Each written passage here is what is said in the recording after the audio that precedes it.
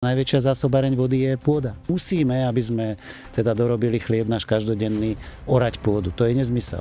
To už dneska nemusíme. Každý prirodzený ekosystém má jednu vlastnosť, keď do neho človek nezasahuje, alebo niekto iný, že je produkčne prebytkový. Úplne základný princíp celej evolúcie. Robert Dohal je farmár a popularizátor regeneratívneho poľnohospodárstva. Jeho misiou je poukázať na dôležitosť vodozadržnosti pôdy a zdravia krajiny. Na prvom mieste je nehýbať s pôdou. To opatrenie, regeneratívne poľnohospodárstvo no-till, je aj významné vodozádržné opatrenie. Bohužiaľ dneska presne toto robíme v rozsahu celej planéty. Vysušujeme. Takže toto je chyba. Green Deal a uhlík a nepriateľ. Uhlík nie je nepriateľ. Chce niekto hovoriť, že sa nezmenila klíma? No zmenila sa. Ale dôvody sú iné, než ktoré sa uvádzajú oficiálne. Neotepluje sa preto, že je tam veľa oxidu uhličitého, ale preto, že sa otepluje, je tam veľa oxidu uhličitého. Vrátiť vodu do pôdy, do krajiny, na kontinenty je najlepší spôsob. Tak prvá vec. Priatelia, slúbili sme, že vám doručíme hosti, ktorých chcete. Robert Dohal je človek, ktorého ste si sami vypýtali. Preto nám dajte odber a napíšte nám do komentárov, akých hostí by ste chceli v budúcnosti vidieť v Troškaste. Ďakujeme a užite si túto epizódu. Hlavným partnerom tohto Troškastu je Niohek.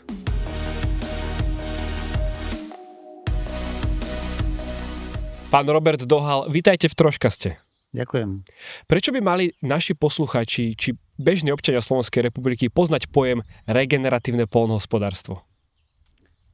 Pretože to regeneratívne po slovensky znamená, že obnovujúce, a to, čo potrebujeme najviac obnoviť, je život a zdravie a prirodzenú úrodnosť pôdy. Tak preto. Čo to vlastne je, keby ste to takto mali niekomu vysvetliť? Čo to znamená regeneratívne poľnohospodárstvo?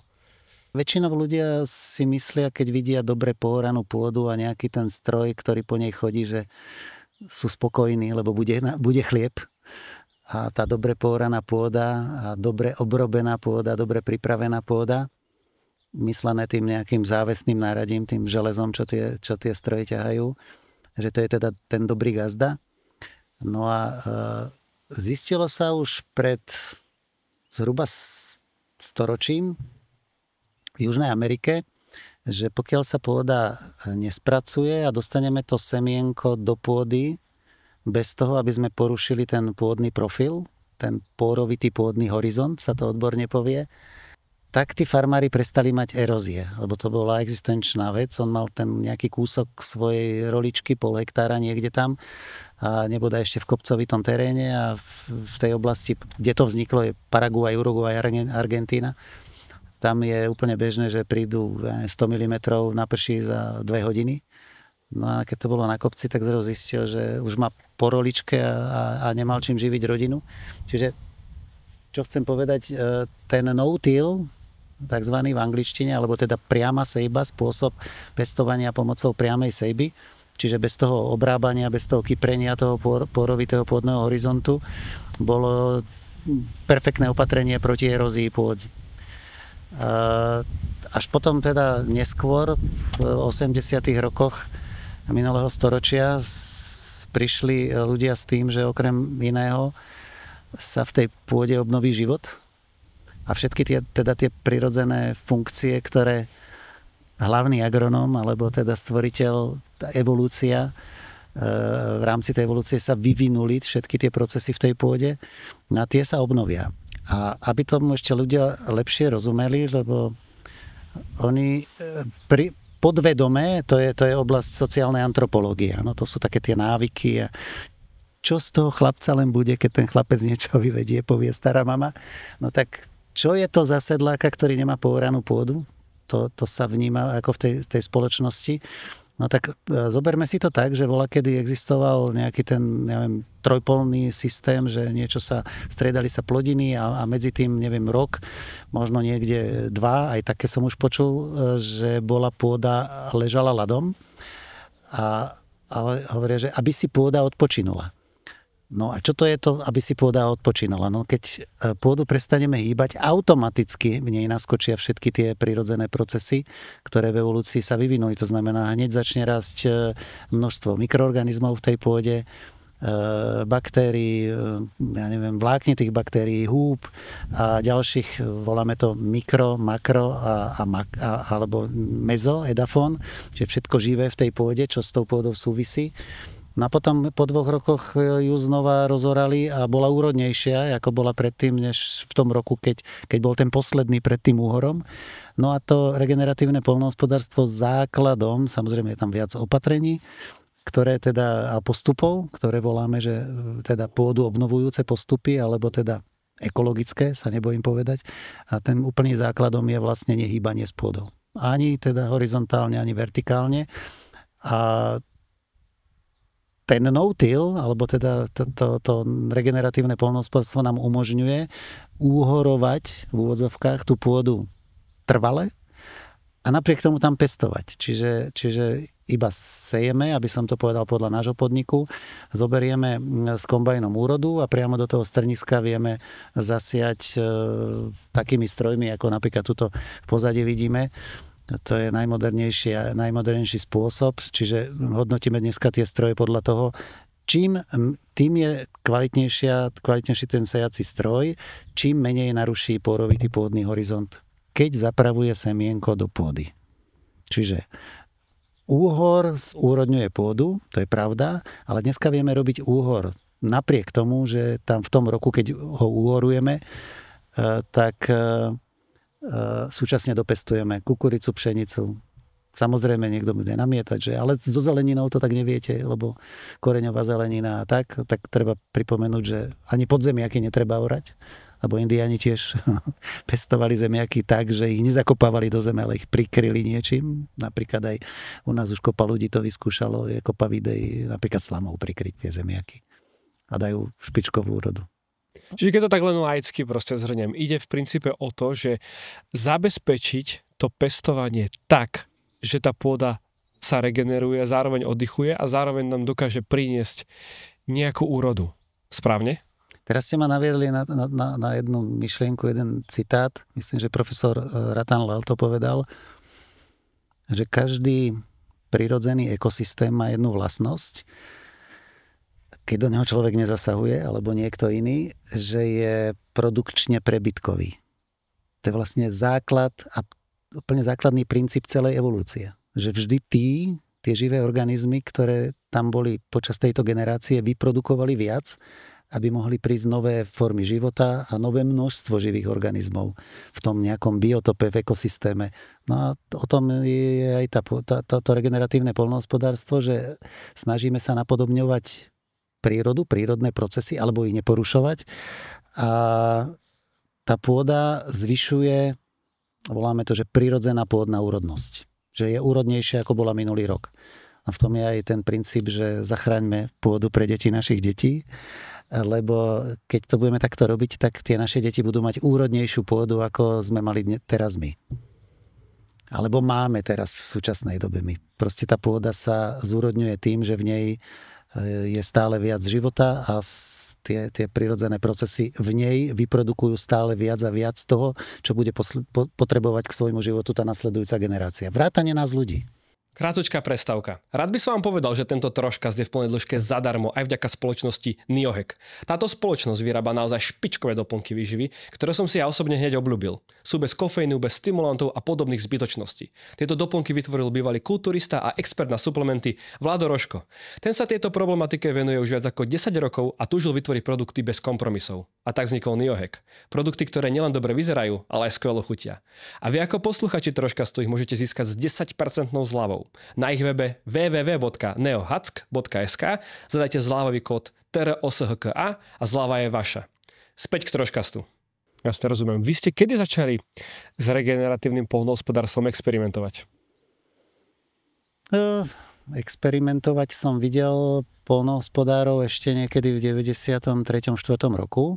Bola tu taká partia prvých pionierov, pán inžinier Miština, v tom čase riaditeľ výskumného ústavu rastlinnej výroby, tu v Piešťanoch, kúsok od nás, a jeho spolupracovníci, spomeniem inžiniera Ferdinanda Marka, to bol jeho kolega z výskumáku, potom pán Kováč z Nitry, ktorí boli takí najzapálenejší a vlastne šírili tieto myšlenky. Tiež to videli v zahraničí, v Amerike, v Spojených štátoch a teda v tom čase bol riaditeľ odboru rastlinnej výroby, čo bolo šťastie, lebo to sú tie náhody, ktoré posúvajú veci dopredu, pán riaditeľ Palacka.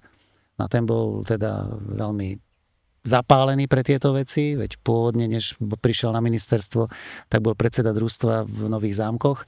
No tak oni to posunuli vlastne do takej polohy, že začali vlastne rozširovať, v tom čase sa hovorilo ešte nie regeneratívne poľnohospodárstvo, ale tzv. Pôdochranné spôsoby hospodárenia na pôde.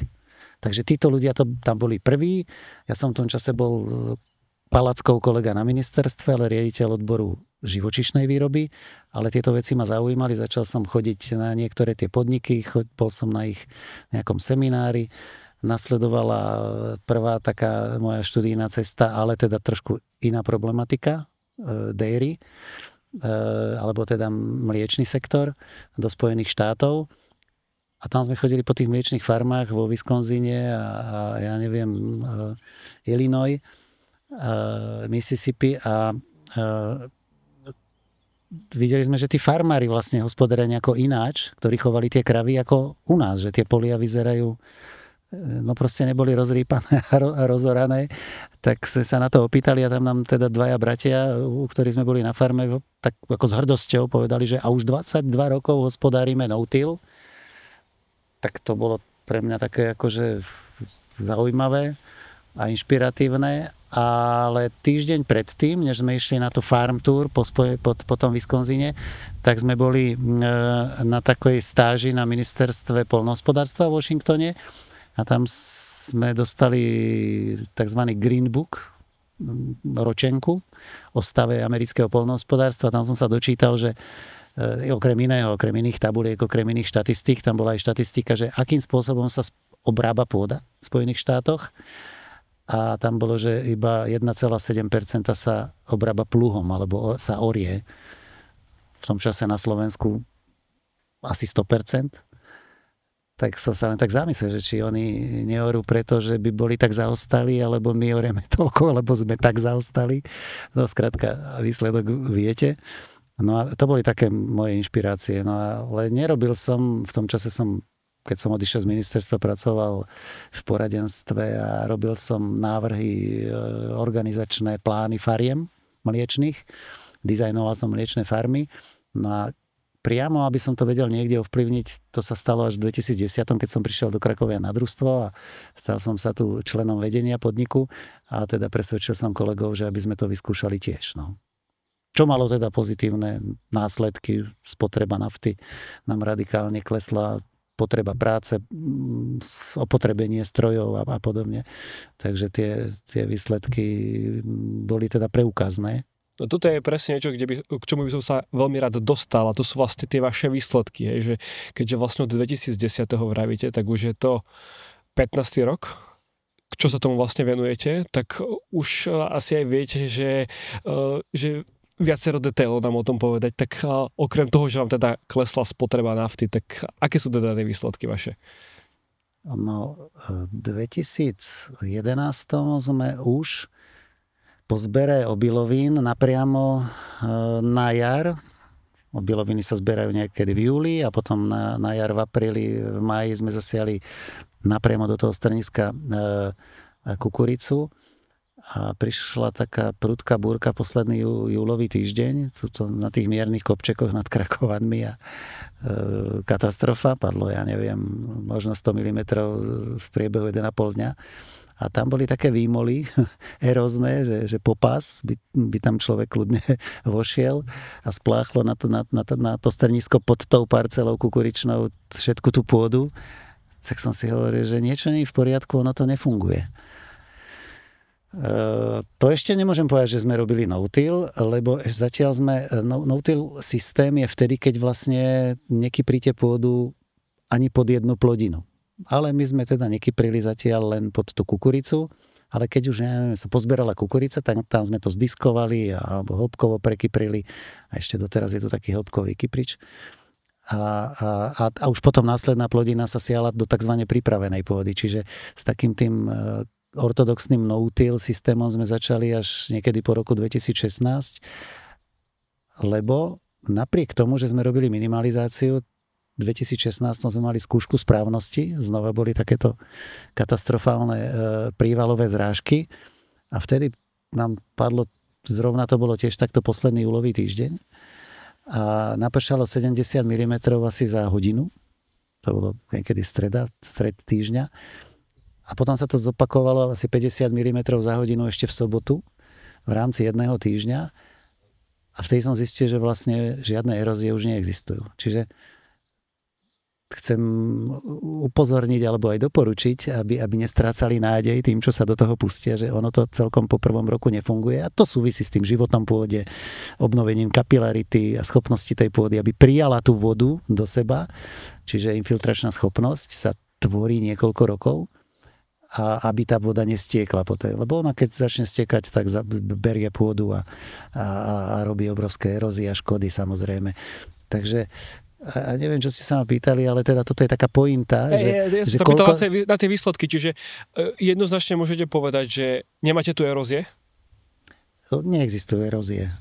Keď sme merali s Ľubom Marhavým a so Štefanom Valom infiltračnú schopnosť v 21. alebo 2. tak v auguste mesiac po žatve a zhodou okolností predtým asi za 3 týždne napršalo 140 mm a teda sme vyskúšali, že koľko tam môžeme naliať v prepočte na meter štvorcový tej vody za, hodinu.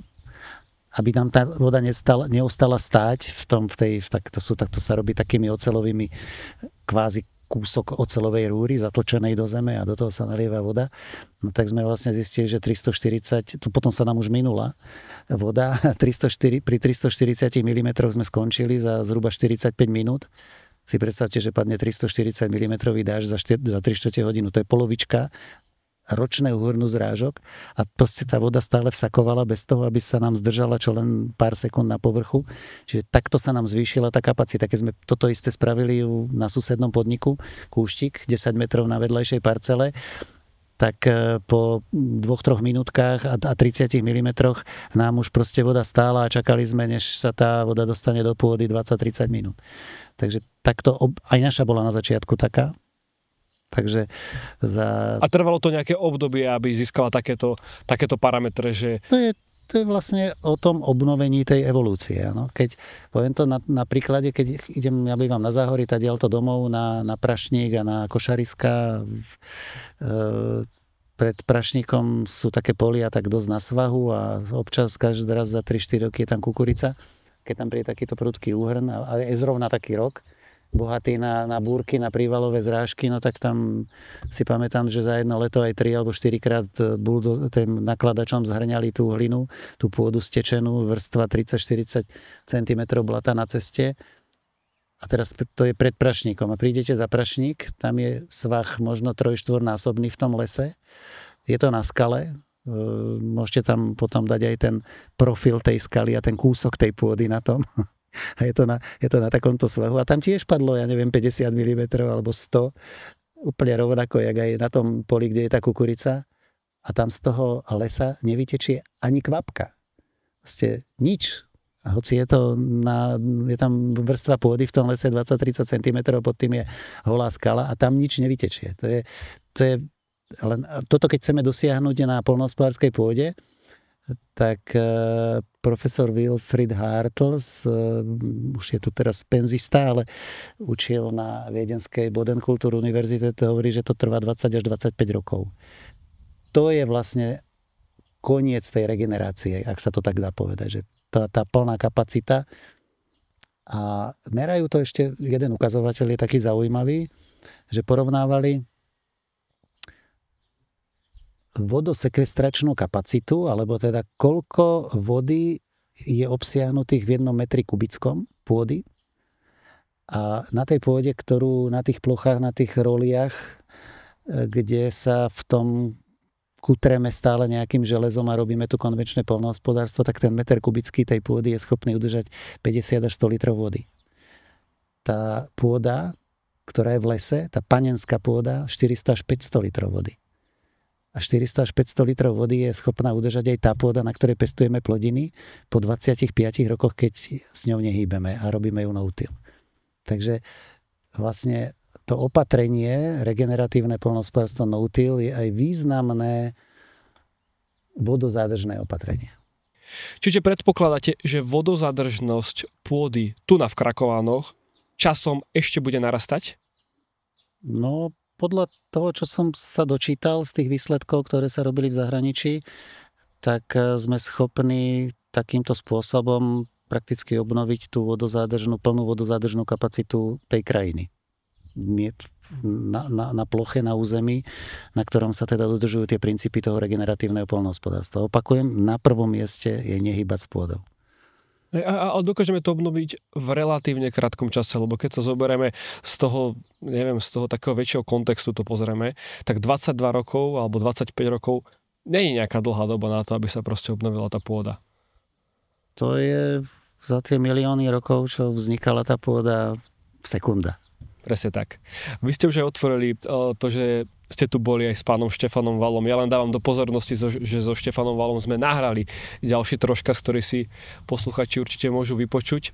Ale o čom to vlastne celé bolo, je, že tam sme sa bavili o vodozádržnosti pôdy v lesoch.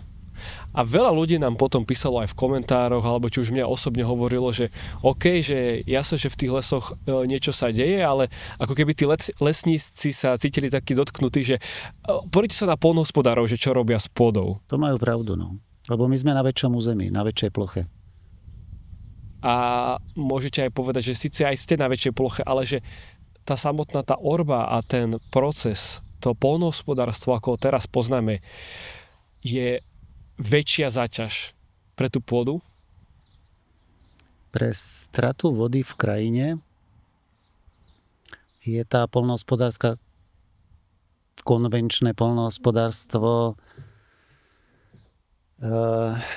Ja som presvedčený o tom, že mali by sme sa baviť asi tak, že to konvenčné poľnohospodárstvo je hlavne to, že hýbeme s pôdou. A to konvenčné poľnohospodárstvo nezačalo ani so socializáciou, ani s veľkovýrobou, ani so zelenou tzv. Revolúciou, ale vtedy, keď prešiel človek zo zberu a lovu na tzv. Usadlé poľnohospodárstvo.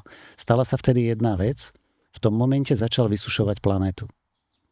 Pretože každú pôdu, ktorú kypríme, v každej narušíme pôrovitý pôdny horizont a tú schopnosť, o ktorej som hovoril pred chvíľočkou, v tom lese, tak vlastne na tom území, kde to začneme kypriť a obrábať, tak vlastne zamedzujeme významným množstvom vody, aby sa dostali do pôdy, ale aj ďalšia vec, tým, že to kypríme, tak obrovské množstvo vody sa uvoľňuje. A ešte jedna vec, ktorá sa stratila z toho povrchu, kde hospodárime, že tam zmizla vegetácia, po väčšinu alebo významnú časť roka tam nie je vegetácia a tá vegetácia má jednu úžasnú vlastnosť, že sa na tej vegetácii zráža rosa.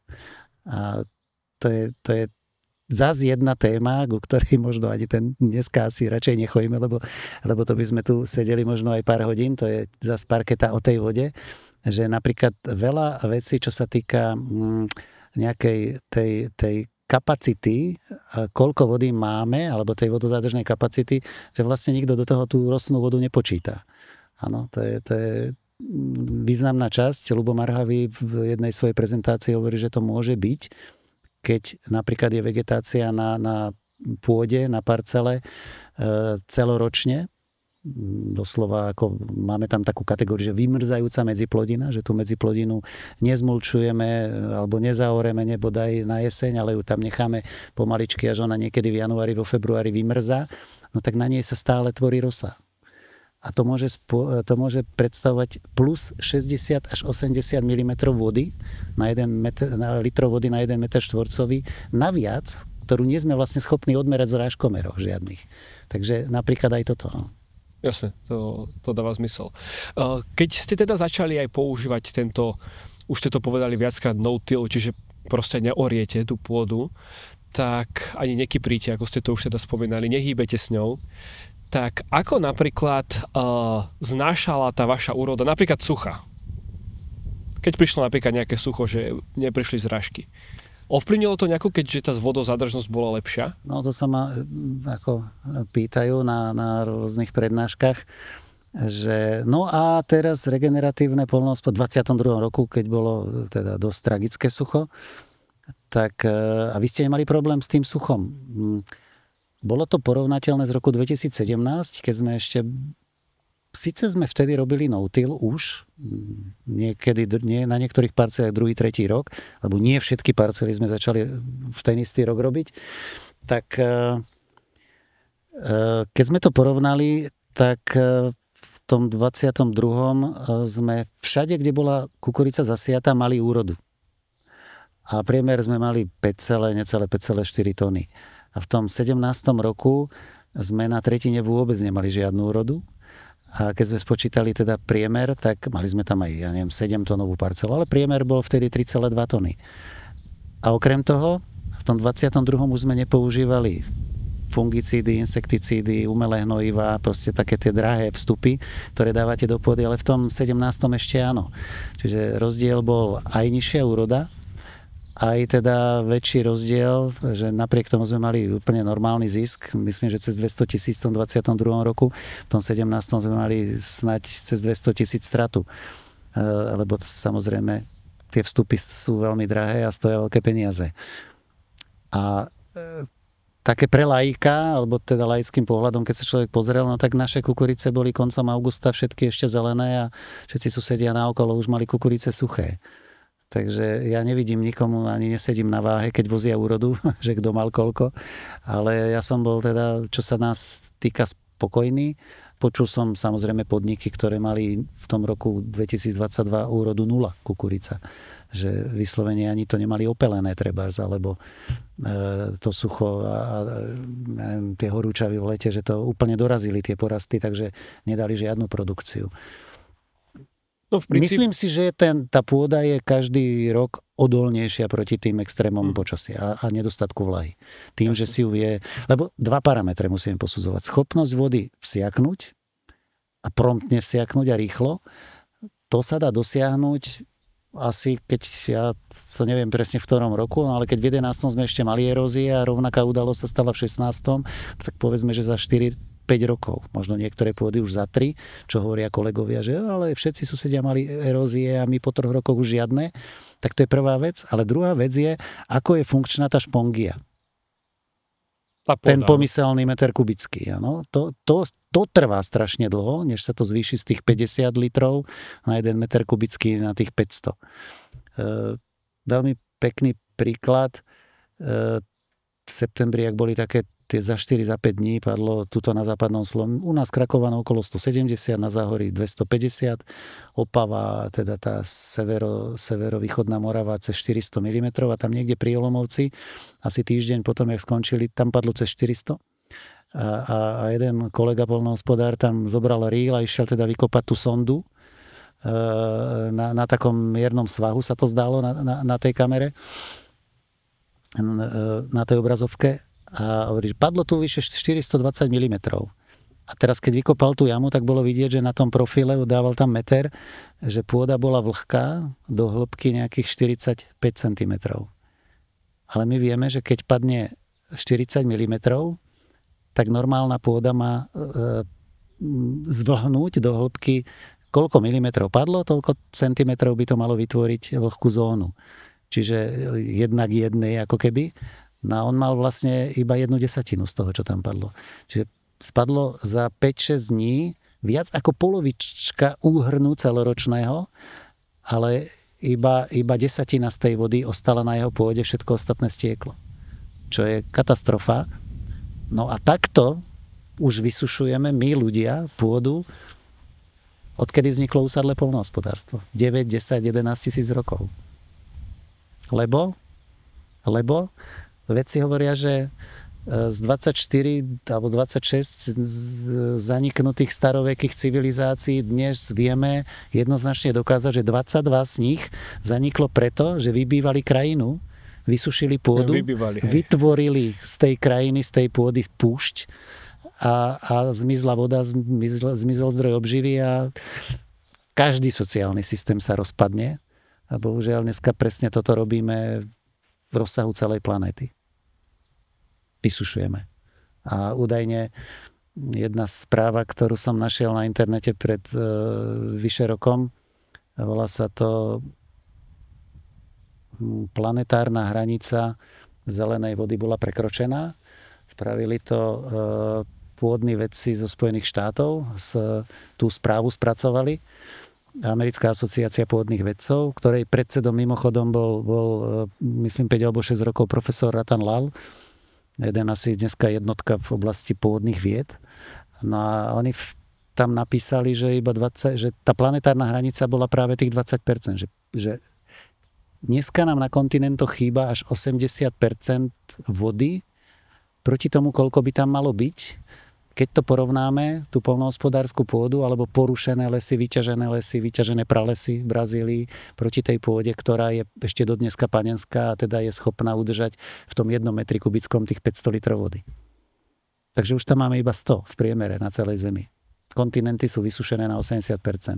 A to mimochodom hovorí aj Václav Cílek, že jedine zmenou hospodárenia v lesoch a na poľnohospodárskej pôde sme schopní zvýšiť za relatívne krátko, zhruba 20 rokov, zádržnosť vody na kontinentoch zhruba o 70 až 80%, čiže opačne. Ale to by sme museli všetci začať robiť regeneratívne poľnohospodárstvo a v lesoch nerobiť to, čo kritizuje Štefan Valo. Keď sme pri tom Štefanovi Valovi, tak on vlastne hovoril, že on ešte hovoril o tých starých konských lesných cestách, ktoré vlastne utlačali, tých kone vlastne ťahali to drevo, presne tak, ako vlastne bola tam utlačená tá pôda, tak hovoril, že oni môžu mať aj 70, 80, možno aj niektoré 100 rokov a stále sú tam vlastne utlačené tie pôdne pory a že samo sa to neopraví, on povedal, alebo že by to trvalo extrémne dlho.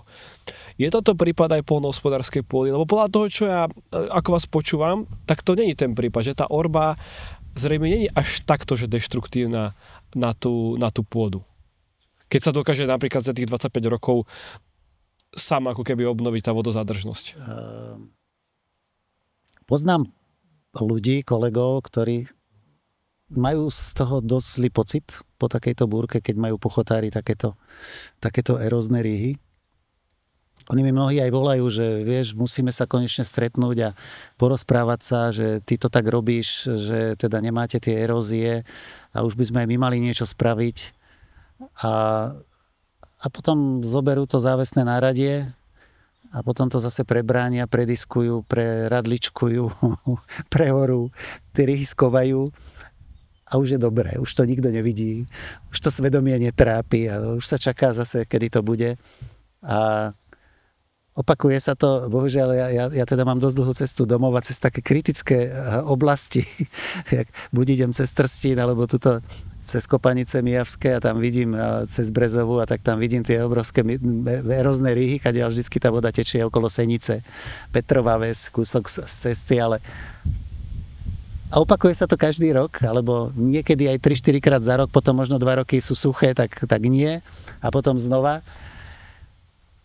A ja to volám, je to také na zamyslenie, možno sa niektorí kolegovia urazia, že robím stále to isté a očakávam iný výsledok.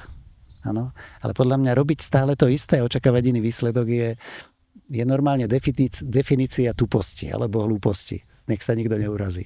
A nerobiť žiadne opatrenie a 20 rokov, 30 rokov robí ten agronóm na tom družstve celú kariéru a toto sa mu opakovane deje a vždycky teda aj ho to trápi, ale čo už, však veľa pršalo, takže to ja nie som na vine, to je na vine ten, neviem kto, čo nám tu ten dážď poslal taký prudký, no tak ako vôbec neriešime, ale myslím si, že keby to ľudia trošku viacej to, čo som hovoril predtým, tie civilizácie, ešte treba jednu vec povedať ľuďom, ktorí neveria a chcú protiargumentovať, že tie zaniknuté civilizácie, alebo tie miesta, kde bola kedy prekvitali, Severná Afrika, áno, tuto Sýria, Babylon, aj Stredná Čína, tak tých púští, ktoré človek vytvoril, je dohromady cez 400 miliónov hektárov. To je výmera 1/3 púští na Zemi. 1/3 púští na Zemi spravil človek. Tým, že kypril pôdu. Čiže tak keď to mám povedať tak ako trošičku politicky, že tá stará paradigma, bo teraz stále počúvame, jak žijeme v dobe očakávaných veľkých paradigmatických zmien, no ale ja očakávam paradigmatické zmeny tu a tá stará paradigma je veľmi jednoduchá, že potrebujeme rozrýpať pôdu, aby sme tam vedeli dostať, alebo prečo človek začal kypriť pôdu a obrábať pôdu. No v prvom rade by ju rozrušil a dostal odtiaľ tú nežiaducú vegetáciu a zasial tam a mohla tam rásť tá žiaduca vegetácia, pšenica. Začalo to obilninami. Tak to je prvý dôvod. A potom, aby sme dostali to semienko do zeme. Preto potreboval tú pôdu rozkypriť, rozorať. Samozrejme treba pripomenúť, že kyprilo sa do hĺbky 10, 8, 12 cm. Proste nemali také náradia, tak silné kone, ak stojí tuto tento 400-koňový traktor. Takže iba používali svoju silu, neskôr silu zvierat.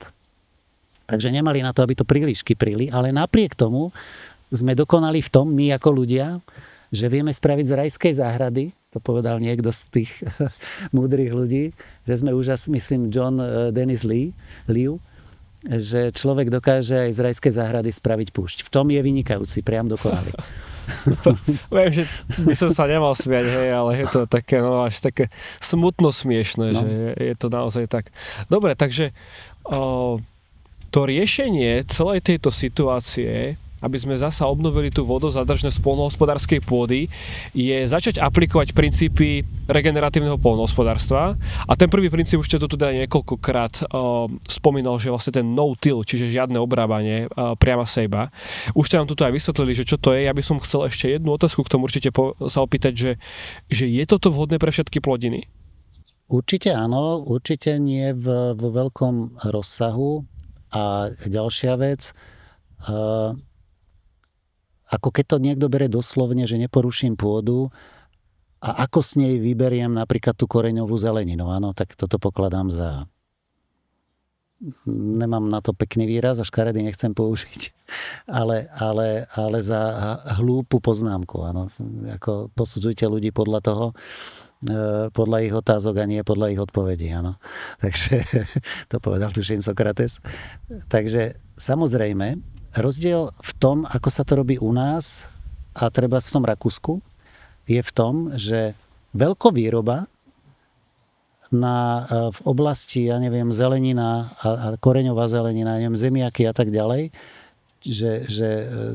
alebo cukrová repa u nás, spôsobila jednu vec kvôli racionalizácii zisku, využitiu strojov a ja neviem, aby pláceli boli blízko seba a koncentrácia výroby, spôsobila jednu vec, že dneska bola kedy sedliak, keď mal, ja neviem, 5, 10 alebo nejaký veľkostatok 100 hektárov, tak repu zasiali na 8-10 hektároch, na možno desatine výmery. To dodneska vidieť napríklad v Rakúsku, áno. Tam je pestovateľov repy, tuším, 18 000. Proste tisíce. Každý má nejakých tých svojich 10, 15, 20, 30 a tak ďalej. Priemer farmy, neviem, či je dneska cez 20 hektárov v Rakúsku. No a na nejakom kúštičku zase je tu repu. U nás poľnohospodársky podnik, ktorý pestuje repu, má 900 hektárov alebo 800 a na tretine výmery toho chotára zase je repu. Tak prvá vec. Na tretine výmery pôda ohrozená eróziou, áno, lebo tá repa je riadková, širokoriadková plodina, ktorá vyžaduje dosť precíznu tzv. Prípravu pôdy, jemnohrudkovú štruktúru, aby to teda pekne zišlo, potom to ešte plečkujú a tak ďalej. Ale čo je ďalšia vec, potom to vyorávajú na jeseň. No a samozrejme každý sa desí takej tej vyorávky, že už prší, jak bolo v 20. roku a 100, 500, 300 mm nám tedy padlo tuším za 5 týždňov. No a potom keď vyorávajú repu s tými obľudnými 20-30 tonovými vyorávačmi, no tak z tej parcely je tankodrom. Ako následky v tej pôde, to nevadí, že ju na vrchu preorú trošku a prekypria, ale to utlačenie do hĺbky a tá devastácia tej pôdnej štruktúry tam nezmizne možno za 10-15 rokov. Ako, toto je chyba, že jednoducho tieto zásahy veľkovýrobné, škodlivé, sa robia v takom obrovskom rozsahu v koncentrácii jedného chotára. Že sú to stovky hektárov. Takú obrovskú monokultúru vlastne vytvoria. To sú tie následky tých monokultúr. Nie chémia, ja neviem čo, samozrejme to tiež, ale že proste úplne sme vymazali diverzitu, ale priame škody na devastácii štruktúry pôdy To znamená špongie, ktorá nám v krajine drží vodu. To je najväčší zásobáreň. Nie je nejaká cisterna nad dedinou a nejaká nádrž na pitnú vodu, ale najväčšia zásobáreň vody je pôda. Keď si to prepočítajte, keď si len zoberete ten rozdiel 50 alebo 100 litrov a 400 až 500 litrov, tento rozdiel si zoberte na plochu ornej pôdy na Slovensku, to je, neviem, ak sa nemýlim, 6-7 miliard kubíkov vody, ktoré by sme tu mohli mať naviac. Koľko by sme museli postaviť nových nádrží a priehrad a urobiť prehrádzok v lese, aby sme dokázali takéto množstvo vody zachytiť. Poľnohospodárstvo to dokáže, ale musí sa zmeniť. Musí sa zmeniť tá základná paradigma, ktorá je stará ešte raz 9, možno 10, 11 tisíc rokov, že musíme, aby sme teda dorobili chlieb náš každodenný, orať pôdu. To je nezmysel. To už dneska nemusíme. Ja som si v jednej z vašich prednášok našiel jeden citát, ktorý ma veľmi oslovil a ja ho teraz prečítam, že problém je v tom, že väčšina ľudí, ktorí robia s pôdou, pôde vôbec nerozumejú. Nevedia, čo vlastne pôda je. To ako keby vás liečil lekár, ktorý nevie nič z anatómie a fyziológie ľudského tela. Takže máme veľmi konkrétny problém. Ten problém je veľmi prostý. Ten problém je vzdelanie. Ale bez vzdelania nevyriešime naše ekologické problémy. Čiže aby sme sa troška povzdelávali, tak čo je to vlastne... som nepovedal ja, ale Ray Archuleta. Áno, ale mali ste to v prednáškach. Rád to používam, áno, to je jeden úžasný federálny poradca, to robí pre federálne ministerstvo poľnohospodárstva vo Washingtone a teda chodí a doslova on tvrdí, že zachraňuje ľuďom farmy. Presvieča ich, aby začali hospodáriť tak, aby sa do pôdy vrátil život a aby teda sa pôda regenerovala. Toto je presne moja otázka, že čo je vlastne pôda a ako vyzerá zdravá pôda? Že čo v nej musí byť okrem vody napríklad? Ale asi teraz je každému z našich poslucháčov jasné, že čím väčšia vodozadržnosť, tým to bude lepšie. Ale čo ešte navyše? No veď tá vodozadržnosť je už len koniec tých všetkých procesov, ktoré sa tam pozitívne teda obnovia. Bavíme sa dosť často a teraz je to také, že nové strategický plán a nové rozpočtové obdobie a carbon farming. No? Že uhlík do pôdy. No však uhlík je v tej pôde tou špongiou, tým základom tej špongie, ktorá vlastne vytvorí. Uhlík je tá základná energia, ktorú dostaneme do pôdy v podobe cukrov hlavne, lebo však každý ten uhlík, ktorý dostávame do pôdy, je vlastne polysacharid alebo oligosacharid alebo v rôznom štádiu rozkladu alebo teda v rôznych formách, ktorý potom slúži ako energetická zložka pre všetko živé v tej pôde. Alebo takmer pre všetko živé, lebo nie všetko potrebuje ako hlavne ten cukor. Čiže my posudzujeme podľa, samozrejme u nás, my sme od 2014. ešte teda s pánom profesorom Šimanským začali robiť analýzy. On ma vlastne na to naviedol, analýzy uhlíka v pôde. A my vieme, o koľko nám ten uhlík rastie. No. Viete, dneska Green Deal, ľudia sú dosť hákliví na to, lebo z Green Deal a uhlík a nepriateľ. Uhlík nie je nepriateľ, však mnoho ľudí, keď sa opýtate, 99% ľudia netuší, koľko ho v tej atmosfére je. Ani tí poprední. Ani tí aktivisti, čo zaň bojujú, či proti nemu páru, bojujú. koľko tam toho je. No, ale ja som minulé videl jedno video a sa pýtali presne akých politikov, že tak koľko je teda toho uhlíku v atmosfére? Sa je darové pýtali a 5%? Kto dá viac? Tam ako keby takto typovali, že koľko tam je a že akože vy idete rozhodovať o budúcnosti planéty a vy netušíte, koľko je napríklad oxidu uhličitého, že nemajú páru, koľko je v atmosfére. Vôbec nemajú ani len prehľad. To je pre mňa to neskutočne udivujúce. Nádherné je aj to, neviem, kto to použil, myslím Gabe Brown v jednej svojej prednáške, že 97% toho, čo rastliny potrebujú, je vo vzduchu. A hlavne mieril samozrejme na dusík, ktorý samozrejme rastliny potrebujú. Je to základný prvok, ktorý rozhoduje, alebo teda úrodotvorný nejaký faktor, dostatok dusíka. No my nerešpektujeme to, že potrebujeme mať pôdu vzdušnú a že tie pory sa tam tvoria hlavne vtedy, keď sa tam prestaneme tvoriť my, realizovať my v tej pôde, sa vytvoria prirodzené pory, cez ktoré je tam vzduch a v tom vzduchu je ten dusík a tak sa k nemu dostanú baktérie a proste nastane explózia života v tej pôde. No a ktoré sú to, áno, že vodík, kyslík, dusík a uhlík. toto sú 4 prvky, ktoré predstavujú 97% potreby rastlín a všetky sú vo vzduchu a všetky sú zadarmo. Čiže keď tuto vidíme tento strom, tak 97% toho, čo tu vidíme, vzniklo zo vzduchu. Wow. Tak. Keby to zhorelo, tak je to takáto kvopka popola a to sú nejaké tie minerálne látky, ktoré zasa sprístupnili z nejakého minerálneho základu pôdy, pôvodnej horniny, huby, predovšetkým huby. No a tie spolupracujú s koreňmi, takzvaná mykoríza alebo symbióza medzi koreňmi a tými hubami. A tie sprostredkujú tú minerálnu výživu. No ale my chceme všetko patentovať, vyrobiť, dodať a predať tým pádom. A toto je ten agrobiznis, to je princíp, že neriešime to, ako dostať ten dusík prirodzene k tým rastlinám, ale radšej si to kúpime z dusla šala a dobre za to zaplatíme. No. Tak, a nikto sa, to súvisí s tým, že nerozumejú ľudia, čo tá pôda je. Ani tí, ktorí študovali poľnohospodárstvo, nevedia. Bol tu pred 2 mesiacmi Janko Kočí zastavený, tuto behal po rolách s osobným autom a sledoval tu pipišky. Že dali sme kávu a to je ornitolog odtiaľto z Piešťan a hovorí, že fantastické, že toto tu je Eldorado, tu sa obnovili také biotopy, že to nikde není, lebo nikde není na okolí alebo proste na Slovensku také niečo, že z ornej pôdy sa vlastne stala pôda, na ktorej sa síce dorába ten chlieb náš každodenný, ale u vás sú zachované všetky diery od hrabošov, ktoré tam boli. V každej diere je teraz čmeliak, keby si to videl.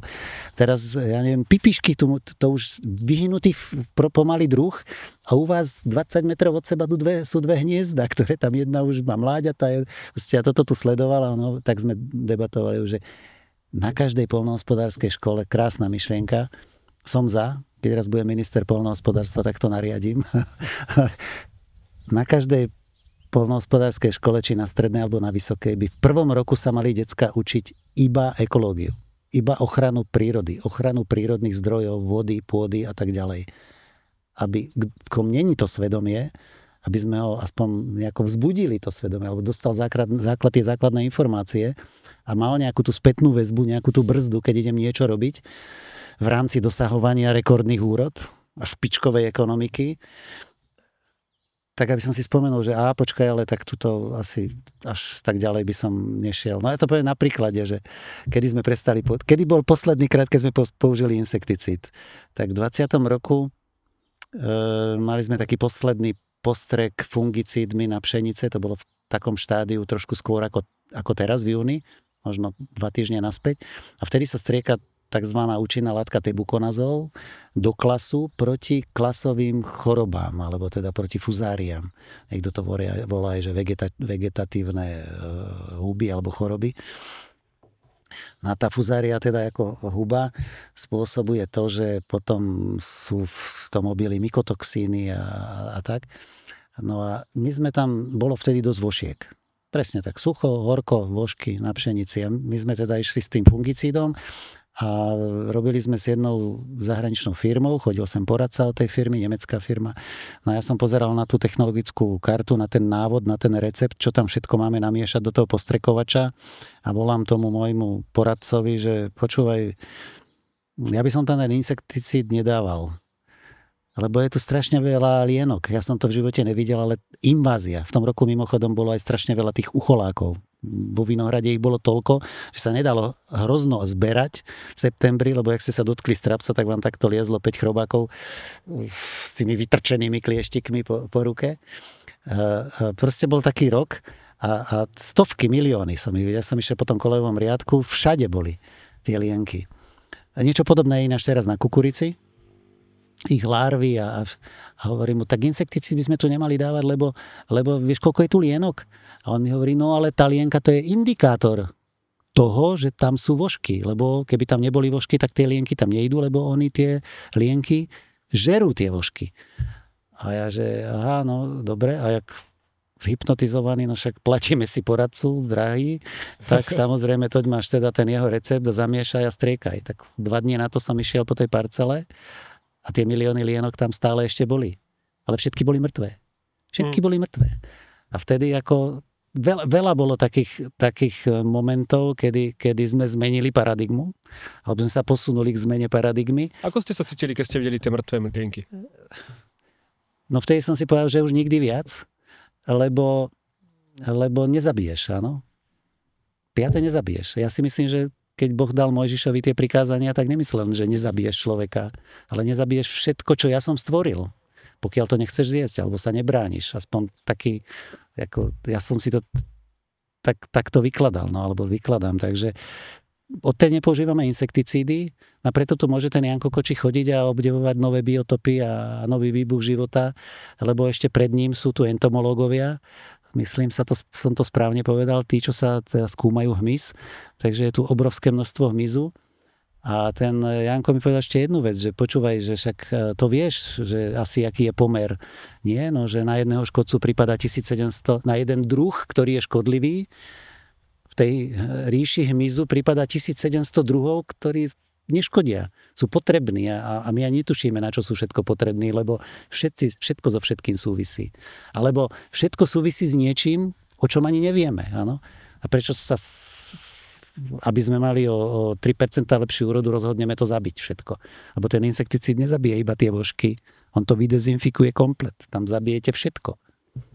Takže... Čiže realita je taká, že toto je to vzdelanie, ktoré potrebujú tí poľnohospodári, aby tušili nie len tá pôda, ale tá krajina, čo je. No jasné, ale zase sa musíme to povedať z toho ekonomického hľadiska, aby som sa tu možno zastal toho používania. Akože určite nie som za používanie týchto vecí. Každá chémia je proste chémia a v konečnom dôsledku to potom ide do toho jedla, ale používa sa to preto, aby sa zvyšila nejaká tá úrodnosť, alebo aby možno nejaká taká ekonomická stabilita tej farmy, že majú viac menej isté, že im nejaký škodca nezničí celú tú úrodu. Vy nemáte tento strach, alebo nebadáte to, tá úroda stále je dostatočná?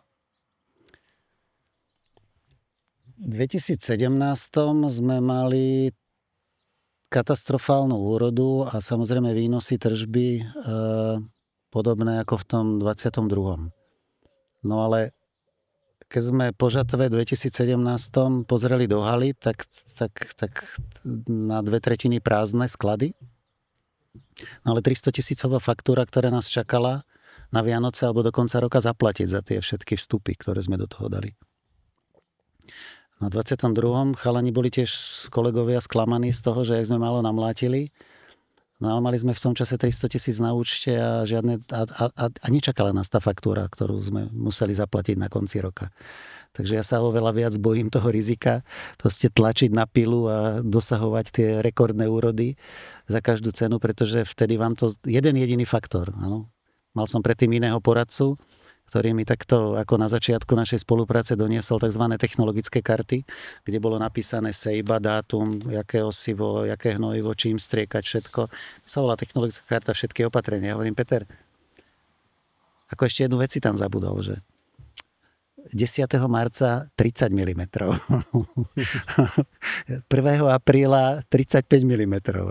Proste naplánovať tie zrážky, lebo toto je ruská ruleta, áno? A to nehovorím, že tá klimatická zmena, ktorú ja som do istej miery popierateľ, ale vnímam, že sa významne oteplilo proti tomu, ako keď som bol mladší alebo mladý. Oveľa skorej, viem to podľa takých dátumov, ja neviem, že slivky sme zásadne oberali vtedy, keď v prvý týždeň, keď sme išli do školy, v septembri, u detka v Stankovciach. Dneska slivky oberáte prvý týždeň augustový, už na konci júla sú slivky zrelé. Alebo ja neviem, čerešne. Lipový kvet sme zberali vždycky tradične, doniesli sme domov vysvečko a išli sme na lipový kvet. Dneska sú lipy dávno odkvitnuté, niektoré už mesiac sú odkvitnuté. Takže chce niekto hovoriť, že sa nezmenila klíma? No zmenila sa. Ale dôvody sú iné, než ktoré sa uvádzajú oficiálne. OK, takže vy, ak to správne chápem, vy nepopierate klimatickú zmenu ako že zmenu klímy, tak čo potom popierate? Ja potom ja dokonca ani netvrdím, že to nespôsobil človek. Ale není za to vinné množstvo oxidu uhličitého v atmosfére. Oxid uhličitý v atmosfére je... Neotepluje sa preto, že je tam veľa oxidu uhličitého, ale pretože sa otepluje, je tam veľa oxidu uhličitého. A napriek tomu ten oxid uhličitý za nič nemôže. A či je to naopak? Voda je problém. Chladiaca kvapalina, takisto, jak to povedal Štefan Velo. Dobre, môžete to rozviť, pretože tohto by sa vedel chytiť ktokoľvek, hej? Že keď si človek otvorí tú mainstreamovú vedu, alebo to, čo ide z toho Green Dealu Europarlamentu, tak oni všetci bojujú proste proti oxidu uhličitého. Ale vy tu zrazu hovoríte, že nie, tak mohli by ste nám to možno tak viac polopatisticky vysvetliť, ako to vy vnímate? Vrátim sa k tej správe o tom prekročení planetárnej hranice u tej zelenej vody.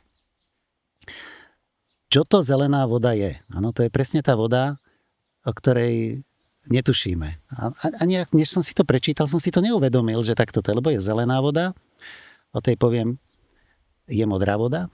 To je tá, ktorú vidíte v jazerách, priehradách, v potoku, v rieke, pustíte si točku, modrá voda, ako náhle pretečie umývadlom, už je to kategória šedá voda. Ide kanalizačnými trubkami do čističiek, cez odpadové systémy a tam sa vyčistí a potom ide do nejakých recipientov, to je šedá. A čo je tá zelená, teda kde je tá zelená voda? Paradoxne, to je najviac, áno. Nemám pred sebou štatistiky, ale z celkovej sladkej vody na planéte, je tá sladká voda, myslím, 2,3 alebo 2,4%. Z toho množstva sladkej vody je, tuším, 2/3 v ľadovcoch. A ten zvyšok, 95% je voda, práve tú, ktorú nevidíme, to je tá voda v pôde. Pôdna vlhkosť. A táto pôdna vlhkosť môže za jednu strašne dôležitú vec na planéte, a to je, že rastliny, ktoré čerpajú pre svoj život tú pôdu, potom ju uvoľňujú, takzvaná transpirácia, cez svoje listy pletivá. A tento proces transpirácie je úžasná spotreba energie, tepelnej energie. Keby na povrchu zemskom nebol odpar, tak na Zemi máme o 67 stupňov teplejšie. Áno, to len ako, aby mali ľudia o čom rozmýšľať.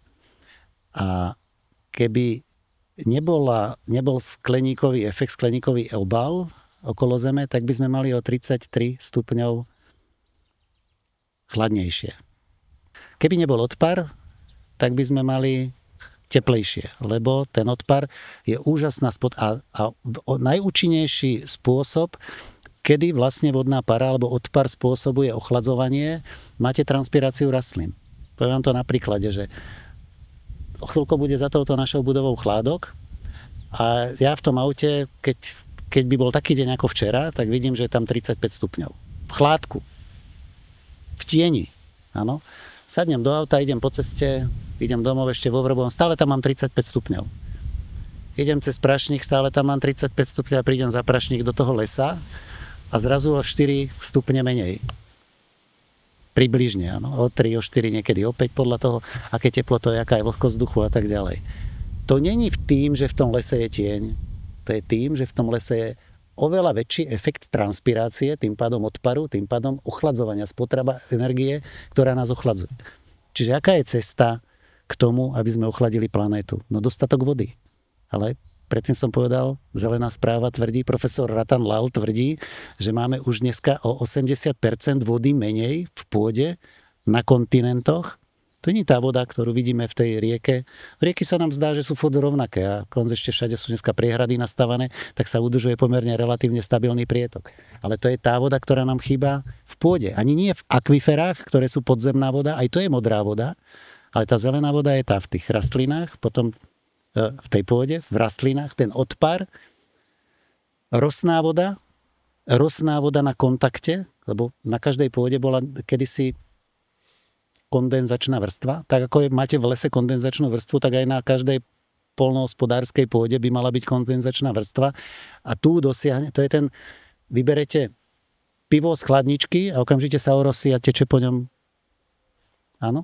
A my dosiahneme, tá kondenzačná vrstva spôsobuje jednu vec. Čím máte väčší rozdiel medzi teplotou pôdy a teplotou ovzdušia, tým viac sa vyzráža vody. A toto je tá kondenzačná vrstva, to je obrovská zásoba vody, ktorú podceňujeme, o ktorej ani netušíme, nikto to neskúmal, nikto sa tomu nevenoval. Čiže ďalšia. Odpar, malé vodné cykly, takzvané, o ktorých hovorí Števovalo, alebo teda hlavne pán Krajčík. A dneska tým, že nemáme zelený pokryv, že sa nám obrovsky prehrieva, vznikajú tie prehriaté miesta, kde tá para nám vystúpa oveľa vyššie, než treba, kde ju potom odfúkne a ja si pamätám ako decko, keď sme cez prázdniny u jednej alebo u druhej babky a chodili sme sa kúpať na rieku, tak každé po obede sme tam zmokli jak myši. A utekali sme domov celý premočený, lebo bola búrka. Kedy máte dneska každý večer búrku? No lebo nemáme tieto malé vodné cykly, pretože prečo nie je dostatok transpirácie? No keď v pôde není voda, tak som popísal tam v tom Olomouci, že zistil, že iba 45 cm mu prevlhlo zo 400 mm zrážok a potom ďalej do hĺbky možno 2-3 metrov bola pôda totálne vysušená, tak jak pred tým dažďom, tak odkiaľ máme asi tú vodu zobrať. No a keď sa zastaví transpirácia, ochladzovanie, rastliny vednú, uzavrú pory, neexistuje čo? Nespotrebovávajú rastliny CO2 zo vzdušia. To znamená, preto ho je tam veľa, alebo rastliny ho nie sú schopné, nemáme dostatok vegetácie, alebo nemáme dostatok vody a kruh sa uzavrel. Tak mi toto skúsi niekto vyvrátiť, že to nie je pravda. Ja viem, ako oni reagujú. To je bezvýznamné. Áno. Odpovedal mi niekedy štátny tajomník, keď som mu toto porozprával, to nemá na to taký vplyv, to je bezvýznamné. Hovorím, a prečo si myslíte, že je významné to, že veľa oxidu uhličitého spôsobuje teplo? No lebo to súvisí, tie dve krivky sú, viete, oteplovanie a CO2. No ale to je náhoda. Respektíve, podľa tej mojej teórie, to není ani náhoda, lebo človek vysušuje planétu tak, že jednoducho chýba voda, chýba chladiaca kvapalina, tak ako v každom stroji nedolejete chladiacu kvapalinu, tak sa prehreje a zadre. Ja mám pocit, že za chvíľku sa zadre táto planéta celá. A že nikto o tom nechce hovoriť, nikto si nemyslí, že regeneratívne poľnohospodárstvo, že úrodnosť pôdy, že treba niečo zmeniť. Problém je ten, že Abba Eban, niekdejší minister zahraničia Izraela, povedal takú múdru vec, že ľudia a národy začnú konať múdro alebo rozumne, keď už vyčerpali všetky ostatné možnosti. Tak sa obávam, že teraz nás čaká niečo podobné. Kým nebude prázdno v obchodoch, tak nezačneme rozmýšľať, odkiaľ sa tie potraviny berú. Že sú z pôdy a pôda stráca úrodnosť, lebo není voda. Ako ja viem, že tam je popísaný nejaký vzťah, že ak sa zvyšuje teplota, napríklad nejaké kvapaliny, tak sa uvoľňujú z toho plyny, z tej kvapaliny. To znamená, že to dáva zmysel, že ak sa otepluje planéta, tak logicky by mal vstúpať teda aj podiel toho oxidu uhličitého. No ako je to veľmi zaujímavé. Dobre, spomenuli ste, že keď ste toto niekomu vysvetľovali, že sa na vás pozerali, že určite nie, že to je proste, že to nemá vplyv na to. Sú nejakí ľudia, možno profesori, možno nejakí fakt, že fundovaní, ktorí súhlasia s touto vašou teóriou? Poviem 3 veci, kde možno aj viacej, kde v duchu dnešných mediálnych praktík, neviem to ináč povedať, sa veci zamlčujú, úmyselne sa vymazávajú, alebo sa pre istotu o nich nehovorí. Prvá vec, množstvo emisí. Neviem, či ste videli, myslím, že Financial Times zverejnil asi pred 15 rokmi ten článok, podľa ktorého BBC potom natočilo ten film o tých námorných lodiach. A koľko oni vypúšťajú emisí. A zistilo sa, že už si teraz nepamätám číslo, či 16 alebo 60 z tých lodí, oni spalujú mazut. Áno, a ten mazut, to je tá posledná frakcia, to je odpad vlastne v rafinériách. A v tom filme to bolo povedané dokonca tak, že tento odpad dostávajú tie lodiarske spoločnosti niekedy zadarmo, keď ho nemajú tie rafinérky kde dať, lebo však ho asi nevypustia do mora. Alebo tak to je proste tá posledná frakcia, ktorú oni spalujú v motoroch, ktoré majú 80 alebo 100 000 koní. A tam zaznelo také číslo, že 60 týchto lodí má emisie rovnaké ako všetkých 1,380 miliónov, 1 miliarda 380 miliónov, myslím, že bolo vozidiel aut vtedy na povrchu zemskom, vrátane nákladiakov, autobusov a ja neviem všetkých týchto. tak 60 ľudí. A tých ľudí bolo vtedy 60 000. Dneska ich asi ešte viac. A to do toho určite patria nielen kontajnerové, ale všetky tie tankery a tie paradoxne, tie výletné lode majú presne také isté motory, také isté emisie. Takže prvá vec, prvý podvod. Áno. Prečo máme jazdiť na elektrických autách, keď tieto lode proste nikto neplánuje nejakým spôsobom niečo s nimi robiť a pravdepodobne v tej doprave to, čo produkuje ten môj 20-ročný diesel, je úplne nič proti tomu, aj keby ich jazdilo všetkých na planete, všetky autá boli takéto proti tým lodiam. Druhá vec, mal som kedysi korejské auto. V 21. roku mi skončil leasing a hovoria chlapci, bol som na servisnej prehliadke a oni hovoria, že nepredáte to ešte, zoberte si, tuto je nový model a tak. Ja hovorím, možno, že by som aj, však bol som veľmi spokojný s tým doterajším za tie 4 roky a hovorím, ale chcem taký istý motor 1.6, jak mal ten. No, to už sa nevyrába, to nám neprešlo, lebo to malo o 2 gramy viacej, to už neprešlo Euro 6, alebo neviem, či 6 asi sa to v tom čase. A hovorím, že tak to nechcem. Ako určite nie. Ako s 150 koňovým motorom s obsahom 1.1 nebudem jazdiť. Predsa auto na 100 000 kilometrov.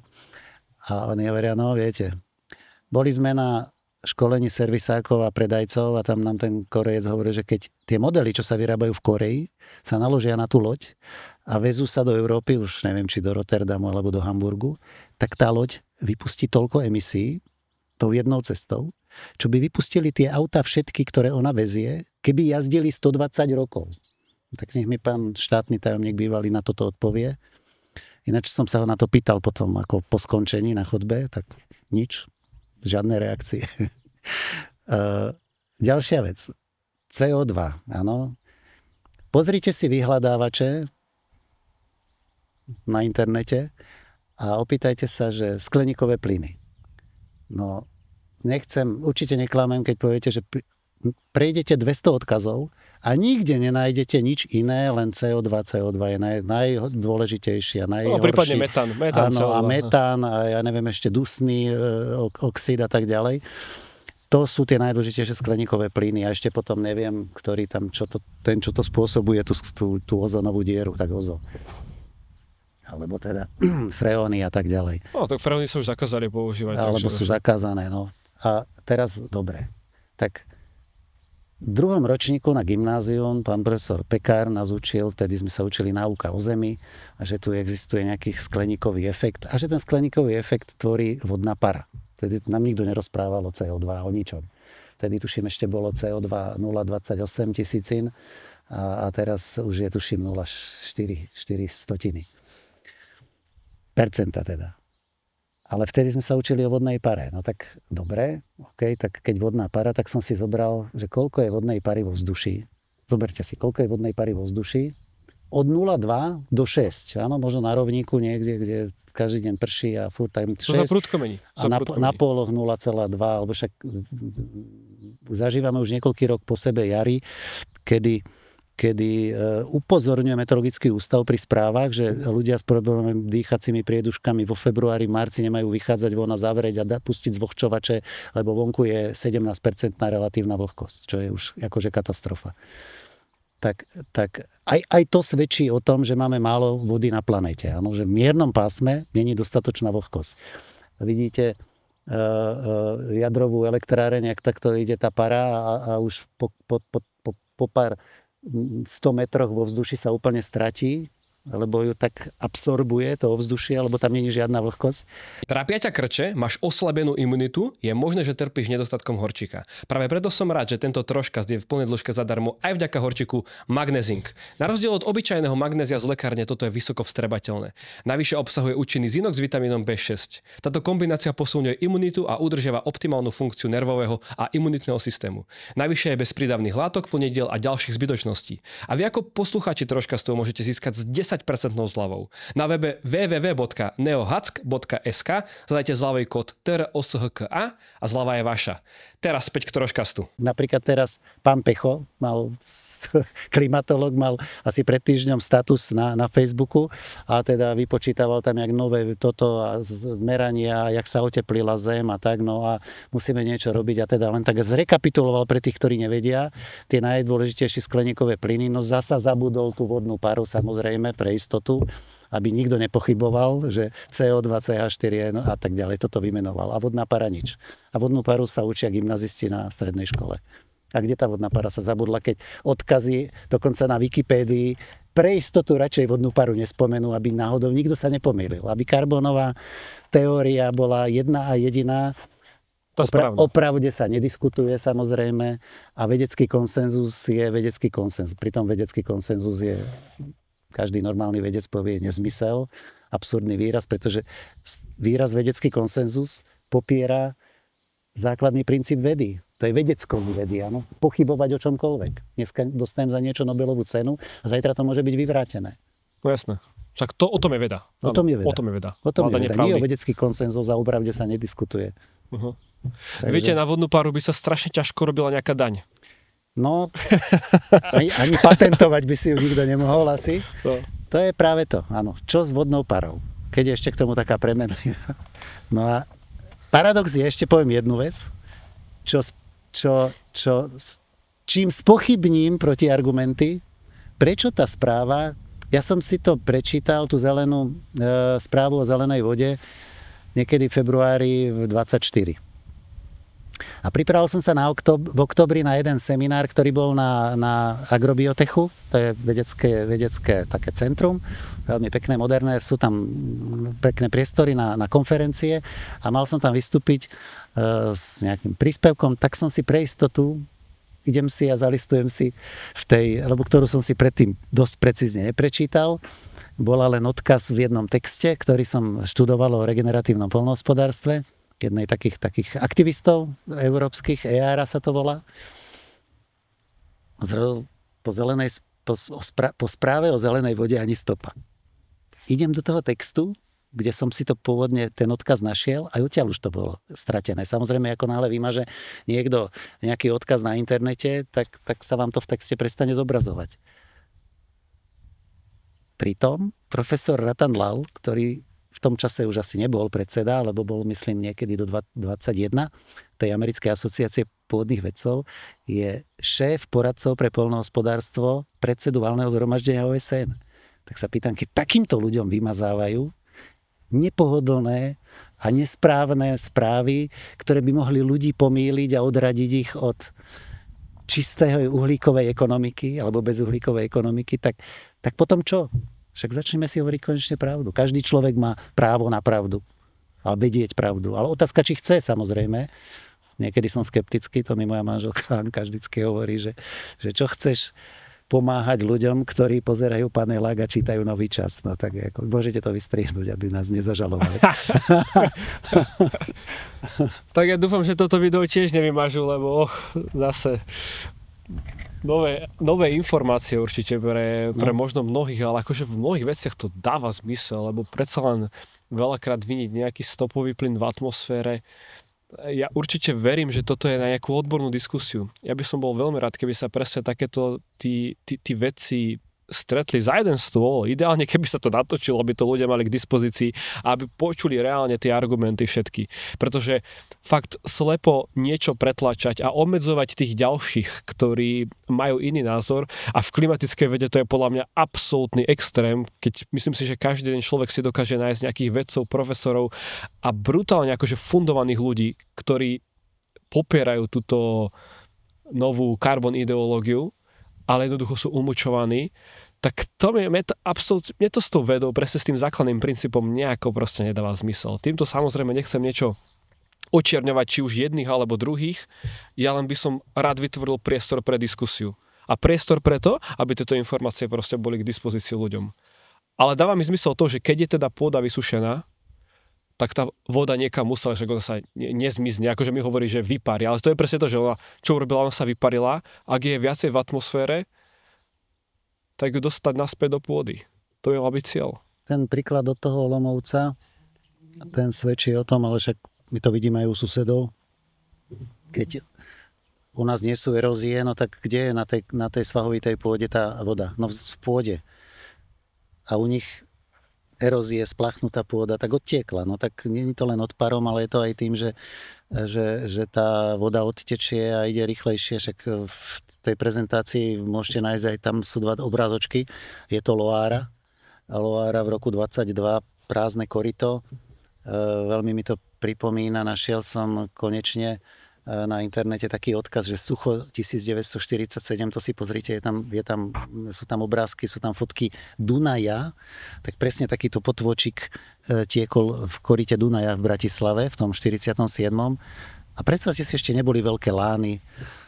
Áno, ešte boli všade remísky, nebolo veľké plošné poľnohospodárstvo, čiže toto tu trvá už veľmi dlho, není to len otázka teraz posledných desiatok rokov, ale samozrejme to turbo do toho pridávame, tou intenzitou a samozrejme aj možno, že iné vplyvy sú oteplovania, hovoria o iných dôvodoch, nemusí to byť, ale ten nedostatok vody, respektíve opačne to poviem pozitívne, vrátiť vodu do pôdy, do krajiny, na kontinenty je najlepší spôsob, najlepšie adaptačné opatrenie. Najúčinnejšie adaptačné opatrenie. Nikomu sa do toho nechce, pretože to nikto nevie speňažiť. To nie je dobrý biznis, keď budeme edukovať desiatky miliónov farmárov po zemi, aby hospodárili na pôde lepšie. Ináč mimochodom, správa FAO, doktor Theodor Friedrich, ktorý robil na FAO 30 rokov, a chodil presne túto úlohu chodil po svete a presvedčal farmárov, aby hospodárili no-till. Primárne chodil do oblasti, kde teda pôdu ničili obrovské erózie. A on bol som pred rokom na jeho prednáške tu na kúsok pri St. Peltene.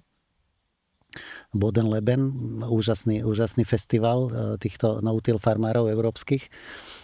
Tam boli špičkové prednášky na 3 stage, to išlo také stany 10-násobné, väčšie ako ten náš stan tam. No a on hovorí, že štatistiku, že v roku 25 už dosiahne podiel no-till obrábanej pôdy na zemi 250 miliónov hektárov. Tak ornej pôdy je spolu na zemi niečo medzi 1 300 miliónov a 1 400 miliónov hektárov. Čiže takmer už na nejakých 18-19% plochy Austrálii cez 90% sa obrába takto, takže my sme tu stále nejaký, ale nie len my, Európa.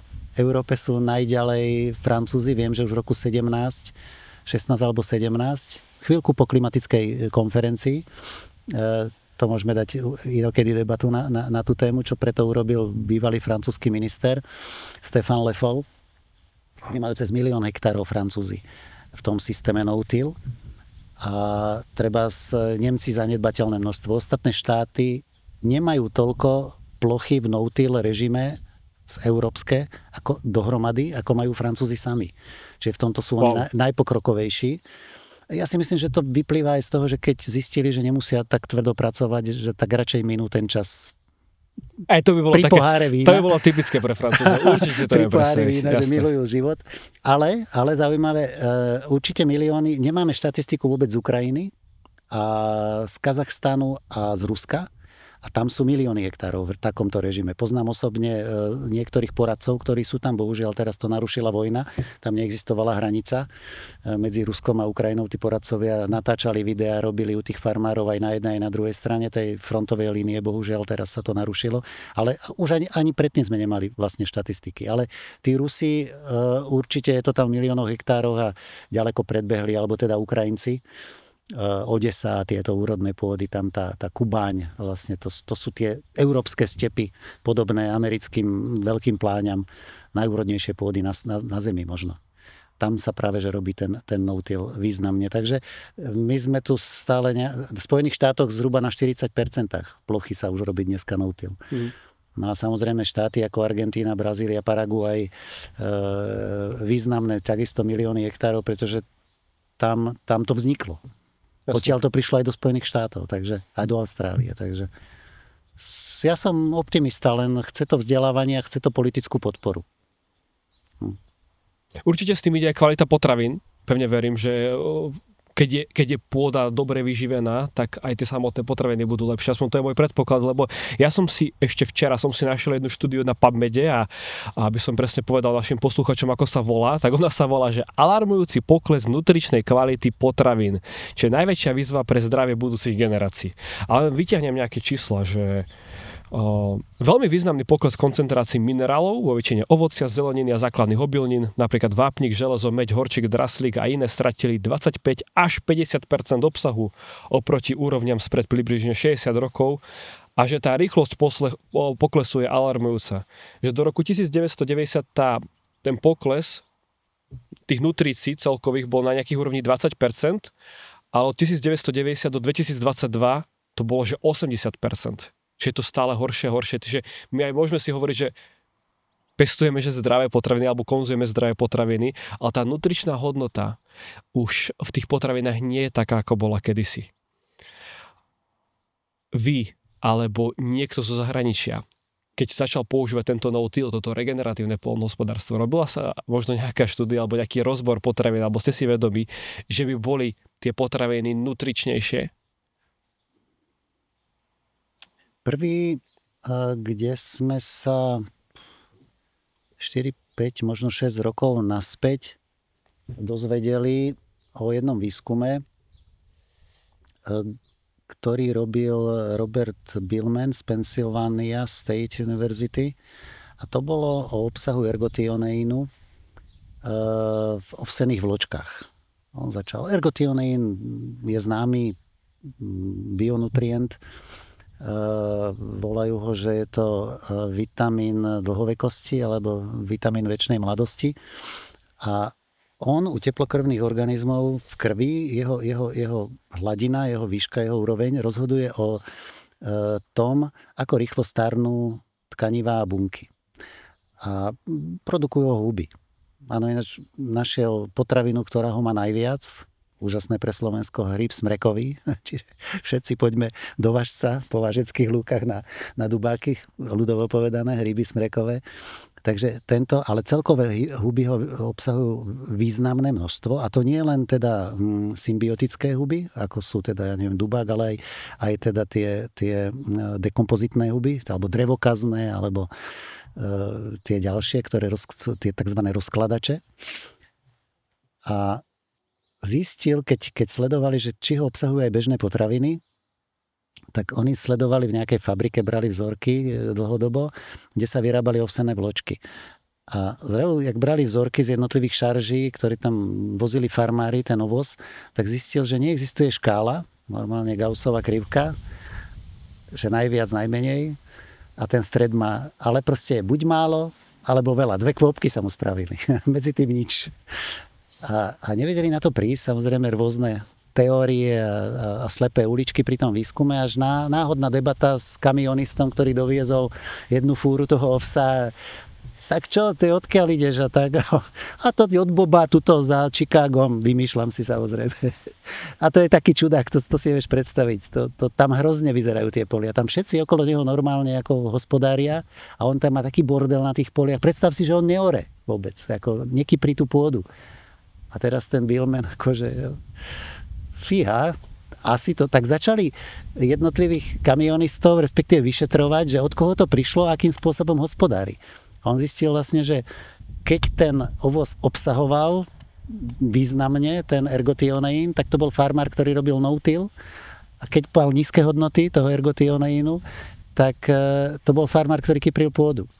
A ešte ergotioneín, no vrátim sa k tej zdravotnej stránke alebo výživovej, že ktoré tkanivá, ktoré bunky odumierajú pri nedostatku živín a degenerujú prvé. Ktorá je najdôležitejšia živina pre človeka? Kyslík. Po 2 minútach bez kyslíka vám odumrú nervové bunky. Proste stanete sa živo mŕtvolo, prestane fungovať mozog. No a oni zistili, úžasný išli po tejto stope, tak išli do ústavov, kde boli teda ľudia, ktorí mali nervovo-degeneratívne ochorenie, Alzheimer a Parkinson.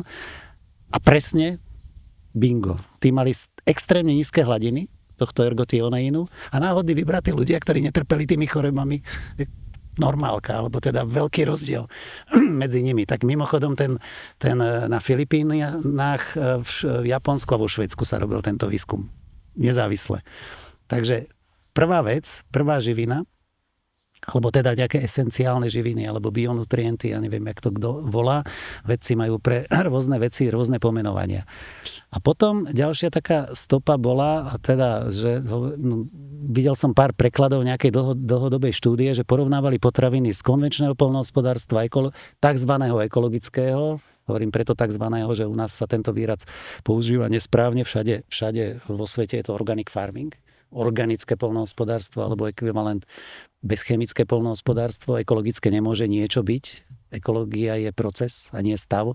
Takže že si niekto ukradol ekologické, ja som presvedčený, že my sme ekologickejší, pretože farmár, ktorý síce nepoužíva chémiu a robí bezchemicky a padne mu 50 mm za pol hodinu a spláchne mu na 2/3 výmery pôdu, no tak už neekologickejší počin si neviem predstaviť, ako devastácia pôdy. Ako čo na tom, že niekto niečo postrieka. A to by sme sa mohli baviť dlhodobo. My máme podklady z rôznych výskumov vplyvov na diverzitu pôdy, na život v pôde, kde sa testovali, že nestriekam, striekam a proste najlepšie z toho vyšli plochy, ktoré sa robili no-till a takisto aj z tej Ameriky zistili, že z regeneratívneho poľnohospodárstva majú potraviny najvyššie výživné hodnoty. Nie z ekologického takzvaného, alebo z organického, ani z konvenčného. No a tretie bingo bolo teraz v januári, tu bol Dan Kittredge. Jeden synek z nejakých chudobných farmárov, ktorý vyšiel veľmi z chudobných pomerov, robili zeleninu a nosili na trh a podobne. Tak to zažil svoje detstvo. A on vlastne chytil sa toho, že hovorilo sa už dlhší čas o tom, že teda o týchto živinách alebo teda nutrične hodnotných potravinách a začali porovnávať zaujímavú vec. A išli na to tak, ako ten Billman, že teda intenzita spracovania a obsah bežných živín. Tak na tej prednáške na Živej krajine v Prahe v januári ukázal tabuľky základných minerálnych látok. Zinok, horčík, železo, vápnik a tak ďalej. A od do. Táto pravá strana, tie najvyššie hodnoty sú všetko z potravín alebo zo surovín, z produktov, ktoré robia farmári v no-tille. A tieto hodnoty, dokonca tam bol zinok a horčík, a na tie upozornil, že tie sú na toto najcitlivejšie na spôsob hospodárenia. Ukázal tam krivku, ktorá nás totálne posadila, že kopa ľudí, tam bolo 500 ľudí v hľadisku a z toho polovička len ako zvedavcov, nepresvedčených. No, že máme jednoznačnú pozitívnu koreláciu, že čím hlbšie, koreláciu, čím hlbšie sa pôda obrába, čím hlbšie ju kypríte, tým má menej minerálnych živín. A tým pádom asi aj všetkých. Lebo aj minerálov, aj sa bavíme, hej. Uh-huh. No a paradoxne, tá nula tam svietila u horčíku. A my sme hneď potom cez prestávku dali debatu, že viete, ktorý výživový doplnok je najpredávanejší? Magnézium. Všetci tvrdíme, že to je zo stresu a ja neviem z čoho. A doktor, ja vždy, keď idem na premetívku každý rok, tak pani doktorka mi telefonuje a kúp si magnézium, lebo v krvi toho nemáš. No ale my ho nemáme v krvi, pretože ho nemáme cez akú potravu do tela dostať. Tak presne, si ho musíme kupovať. Jasné, lebo sú vyčerpané pôdy. Lebo jednoducho tá symbióza, celý ten ekosystém, ten biotop v tej pôde, to nevie do tých rastlín dostať. Pretože tú pôdu kypríme a otáčame im svet na ruby. Proste tá orba, to je pre ten drobisk tej pôde, pre ten edafón, jak konec sveta. Čiže pokiaľ sa teda nezmení presne táto paradigma, toto vnímanie poľnohospodárstva, tak nielen teda magnézium, ale magnézium je na čele toho, ale aj iné živiny ľudia proste budú musieť suplementovať, pretože v potrave ich není dosť. Není ich jednoducho dostatok na to, aby pokryli požiadavky človeka. Regeneratívne potraviny. Dobre, ja by som zhrnul ešte tie 4 princípy, lebo sme to tak nejako tak načali, ale nedokončili. Čiže tie 4 zásady regeneratívneho poľnohospodárstva. Ten no-till, čiže priama sejba, to sme rozobrali.